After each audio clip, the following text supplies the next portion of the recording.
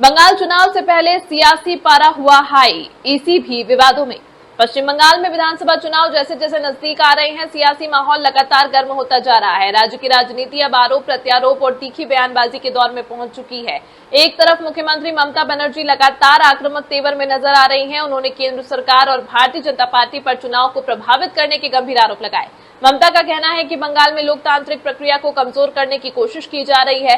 वहीं दूसरी ओर बीजेपी भी इस बार बंगाल में पूरी ताकत झोंकती दिखाई दे रही है। पार्टी राज्य में सत्ता हासिल करने के लिए बड़े स्तर पर रणनीति और प्रचार अभियान चला रही है, जिससे मुकाबला और दिलचस्प हो गया है। इसी बीच इलेक्शन कमीशन ऑफ इंडिया भी विवादों के केंद्र में आ गया है। टीएमसी के एक प्रतिनिधिमंडल की चुनाव आयुक्त ज्ञानेश कुमार के साथ हुई एक छोटी बैठक ने बड़ा राजनीतिक रूप ले लिया है। टीएमसी नेता डेरेक ओब्रायन ने आरोप लगाया है कि इस बैठक को लेकर पारदर्शिता नहीं बरती गई और कई सवाल खड़े किए हैं। उनके इन आरोपों के बाद सियासी घमासान और तेज हो गया है। ऐसे में बड़ा सवाल यही है, क्या इस बार बंगाल का चुनाव देश का सबसे हाई वोल्टेज मुकाबला बनने जा रहा है?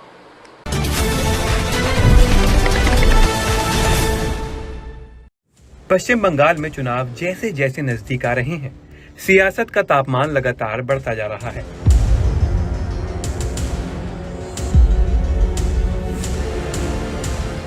और अब ये लड़ाई सिर्फ वोटों की नहीं, बल्कि भरोसा, पहचान और नियंत्रण की भी बनती जा रही है।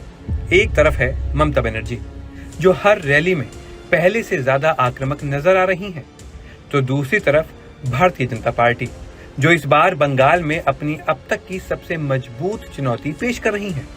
इस पूरे राजनीतिक संघर्ष के बीच इलेक्शन कमीशन ऑफ इंडिया भी विवादों के केंद्र में आ गया है। विवाद की चिंगारी बनी एक छोटी लेकिन अहम मीटिंग, जो सिर्फ 7 मिनट चली। टीएमसी का प्रतिनिधिमंडल मुख्य चुनाव आयुक्त ज्ञानेश कुमार से मिलने पहुंचा था। मुद्दा था करीब 90 लाख वोटरों के नाम मतदाता सूची से हटाए जाने का। लेकिन मीटिंग खत्म होते ही टीएमसी नेता डेरेक ओब्रेन ने आरोप लगा दिया कि उनकी बात सुने बिना उन्हें गेट लॉस्ट कह दिया गया। इसके बाद सियासत में तूफान खड़ा हो गया। हालांकि चुनाव आयोग की तरफ से अलग दावा किया गया है कि मीटिंग में माहौल टीएमसी की ओर से बिगड़ा और बातचीत उसी कारण खत्म हो गई। सच क्या है, ये अभी भी स्पष्ट नहीं है, लेकिन इस घटना ने चुनावी माहौल को और ज्यादा गर्मा दिया है। इसी बीच ममता बनर्जी ने मैदान में पूरी ताकत झोंक दी है। उनकी रैलियों में अब सीधा हमला देखने को मिल रहा है। वे आरोप लगा रही हैं कि परिसीमन के नाम पर बंगाल को बांटने की साजिश हो रही है और केंद्र सरकार तथा बीजेपी मिलकर राज्य की पहचान बदलना चाहते हैं। उन्होंने यहां तक कह दिया कि अगर बीजेपी सत्ता में आई तो बंगाल की संस्कृति, मछली, मांस और भाषा सब पर असर पड़ेगा। ये बयान सिर्फ राजनीतिक हमला नहीं, बल्कि भावनात्मक अपील भी है, जो सीधे मतदाताओं के दिल को छूने की कोशिश करता है।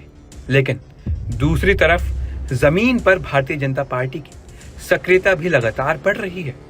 पार्टी संगठन मजबूत कर रही है, नेतृत्व आक्रामक है और नैरेटिव को धीरे धीरे बदलने की कोशिश की जा रही है। यही वजह है कि ममता बनर्जी के तेवर पहले से ज्यादा तेज नजर आ रहे हैं। बंगाल का चुनाव अब एक हाई वोल्टेज मुकाबला बन चुका है, जहां हर बयान, हर आरोप और हर रणनीति का सीधा असर वोट पर पड़ सकता है। अब देखना यही है कि ममता का आक्रामक रुख उनकी पकड़ को और मजबूत करता है, या बीजेपी की बढ़ती पकड़ बंगाल की राजनीति में बड़ा बदलाव लेकर आती है।